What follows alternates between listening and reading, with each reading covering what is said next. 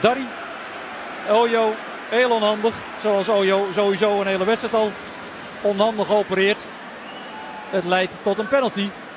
En tot een uitgelezen mogelijkheid voor Gladon.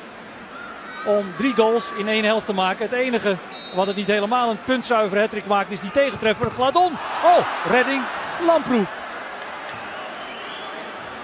Ja, dat is dan weer de andere kant van de doelman van Willem II. Die blijkbaar liever wordt geconfronteerd met een strafschop tegen dan met een makkelijk schot.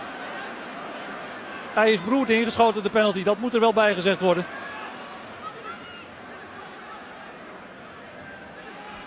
Bellassani. Dari. Weer onderuit, weer een penalty. Nou, deze kan in het boek. In de historie van geen keer toch ook zelf de penalty zou mogen nemen. Benieuwd hoe Lamproe nu reageert. Gladon. Oh, uniek.